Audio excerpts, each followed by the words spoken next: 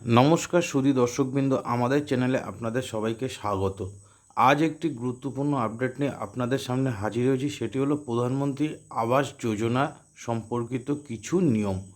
অর্থাৎ এই ভিডিওতে আপনাদের প্রধানমন্ত্রী আবাস যোজনা যেসব নতুন নিয়ম হয়েছে সেই বিষয়ে আলোচনা করব। তা বন্ধুরা, এই নিয়মটি জানতে হলে আমাদের ভিডিওটি স্কিপ না করে শেষ অবধি দেখুন এবং এখনও পর্যন্ত আমাদের চ্যানেল যারা সাবস্ক্রাইব করেননি তারা অবশ্যই সাবস্ক্রাইব করুন এবং পাশে থাকা বেল আইকনটি প্রেস করুন নতুন নতুন ভিডিও পাওয়ার জন্য। প্রধানমন্ত্রী আবাস যোজনা বদলে গিয়েছে। প্রধানমন্ত্রী আবাস যোজনার নিয়ম এবার থেকে পিএম আবাস যোজনা বাড়ি করলেও তা হাতছাড়া হতে পারে আপনার।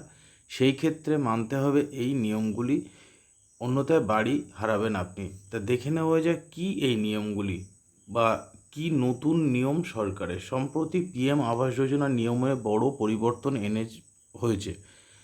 যদি আপনাকে প্রধানমন্ত্রী আবাসের বাড়ি বরাদ্দ করা হয়ে থাকে তাহলে সেখানে 5 বছর থাকা বাধ্যতামূলক করেছে সরকার, অন্যথায় আপনার বরাদ্দ বাড়ি বা ফ্ল্যাট বাতিল হয়ে যাবে। নতুন নিয়মে বলা হয়েছে যারা বাড়িগুলি পাওয়ার পর নিয়ম মানবে না তাদের পরবর্তীকালে ঘরে রেজিস্ট্রি করবে না সরকার। কারচুপি বন্ধ করতেই এই সিদ্ধান্ত। আসলে যাদের এই বাড়ি দেওয়া হচ্ছে তারা সেই ঘরে থাকছে কিনা তা জানতে চাইছে সরকার। সেই কারণে 5 বছর দেখার পরই চুক্তি লিজ ডিটে রূপান্তরিত করার সিদ্ধান্ত নেওয়া হয়েছে, অন্যথায় উন্নয়ন কর্তৃপক্ষ আপনার সঙ্গে যে চুক্তি হয়েছে তা বাতিল করবে।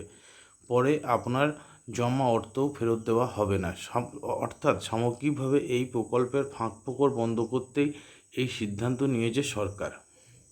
এরপর আসি পিএম আবাস যোজনায় কী নিয়ম রয়েছে, অর্থাৎ কী নিয়মগুলি কী। প্রধানমন্ত্রী আবাস যোজনার শর্তাবলী অনুসারে শহরে এই যোজনার আওতায় নির্মিত ফ্ল্যাটগুলি কখনোই ফ্রি হোল্ড হবে না।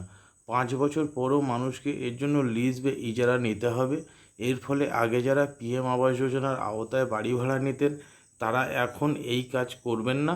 সরকার জেনেছে এই স্কিমের আওতায় কোনো বরাদ্দকারীর মৃত্যু হলে ইজারা কেবল পরিবারের সদস্যদের কাছে হস্তান্তর করা হবে, অন্য কোনো পরিবারের সঙ্গে কোনো চুক্তি করবে না।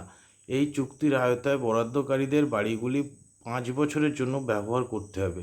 এরপরে বাড়িগুলির ইজারা ফের পাওয়া যাবে। তা বন্ধুরা, এটি ছিল পিএম আবাস যোজনা সম্পর্কিত নতুন নিয়ম। অর্থাৎ পিএম আবাস যোজনার নতুন নিয়ম সরকারের তরফ থেকে যেগুলি এসেছে সেটি সম্পর্কে একটি স্বচ্ছ রূপরেখা আপনাদের দিতে পেরেছি বলে আমার মনে হয়। তো বন্ধু, আমাদের ভিডিওটি যদি ভালো লেগে থাকে তাহলে অবশ্যই লাইক করবেন, শেয়ার করবেন এবং সাবস্ক্রাইব করবেন আমাদের চ্যানেল। দেখা হবে পরের ভিডিও। ততদিন ভালো থাকুন, সুস্থ থাকুন। ধন্যবাদ।